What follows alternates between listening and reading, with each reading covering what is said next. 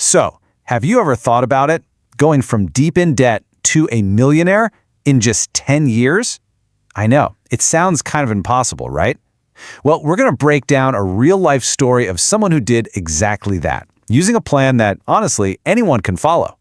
And this quote, man, it just nails it. This isn't some get-rich-quick thing. Not at all. It's really all about the power of just being consistent, over the long haul. Those small, steady steps, they turn into these massive leaps over a decade. So where did this whole transformation even begin? Okay, get this. The journey didn't start at zero. Nope, it started at negative $40,000. Think about that for a second. That is a seriously tough place to be, and honestly, it's a reality for so many people. But that's also where the climb started. So let's dig into this $40,000 hole. It's a pretty familiar story, right? A recent college grad staring down about 36 grand in student loans. And being average in that spot, well, it basically just meant you were broke. And that was just not going to work. And this is that light bulb moment. That feeling when you realize the normal way just isn't working. Having a degree and a job, that didn't automatically mean you were financially secure. It was time to just scrap the old plan and build a new one that actually worked. Okay, so with this brand new mindset, what were the very first moves? How do you even start to take back control? Well, it started with some really bold, immediate actions. First thing, the credit cards were literally cut up. Snip, snip. That is such a powerful statement, right? Just saying, no more debt. That fake safety net of credit, gone. And in its place, a real one. $1,000 starter emergency fund, saved up super fast to deal with all those little surprises life loves to throw at you. All right, so with that little cushion in the bank, it was time to go to war with the debt. But the strategy here was, well, it was a little different. It prioritized momentum over pure math. And the key word here is intensity. This wasn't some casual, I'll pay it when I can approach. No way. This was an all-out assault. Every single dollar got a job on a budget. Eating out? Nope, that was gone. Side hustles like driving for Uber, selling stuff online, that became the new normal. And every extra penny went straight at that first debt. And this brings us to that classic debate, right? The math method versus the behavior method. The numbers guys will tell you to always pay off the highest interest debt first. You'll save the most money that way. But the choice here, to go after the smallest debt first, so why on earth would you go against the math? It all comes down to something called the debt snowball. See, the idea is that personal finance, it's often more about your behavior than it is about perfect math. Getting that quick win, knocking out that smallest debt, it gives you this massive psychological boost. It gives you the motivation to keep going. It builds momentum like a snowball rolling downhill, and that's what gets you across the finish line. So consumer debt, gone. Just like that. And the whole focus shifts. You're not playing defense anymore, trying to get out of a hole. Now you're on offense. You're building a financial fortress for your future. And this is a huge question. Just imagine it. That first paycheck you get after you're completely debt-free. It's all yours. Every dime. That is a life-changing moment. But the journey, it was still a long way from over. So two key pillars got put in place.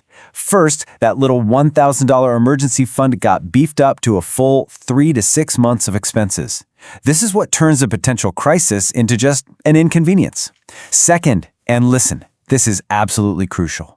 Consistently investing 15% of gross income for retirement. And this really hammers home the power of that 15% rule. The data doesn't lie. 8 out of 10 millionaires, 8 out of 10 built their wealth by just consistently investing in their workplace 401k.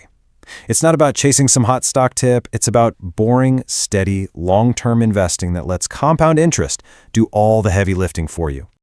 Okay, so let's recap. Consumer debt? Defeated. Retirement investing? On autopilot. But there was one final boss left to conquer on the path to total financial freedom: the mortgage. And the strategy for buying a home was just as intentional. We're talking a modest house, nothing crazy.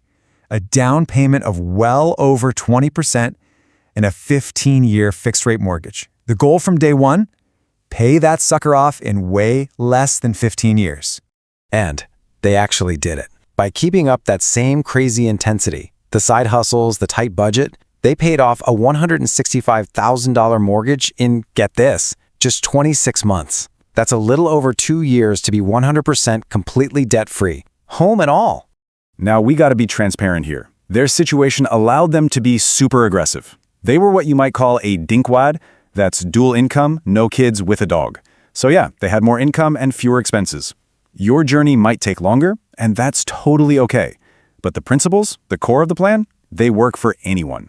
So, here we are, a decade of intense, hard work. They're completely debt-free, they own their home outright, and they've got a solid investment portfolio. They've officially hit millionaire status. But what does that actually look like day to day? And this is such a key point. This is not the flashy private jet lifestyle you see on Instagram, okay? Most millionaires are just living normal lives, quietly, right in your neighborhood. The real win isn't the number in the bank account. It's the freedom and the options that money gives you. So what does this freedom look like? It looks like a normal life, just without all that financial stress weighing you down. It means having margin, room to breathe in your budget. It means you can be incredibly generous and actually help other people. That is the real payoff.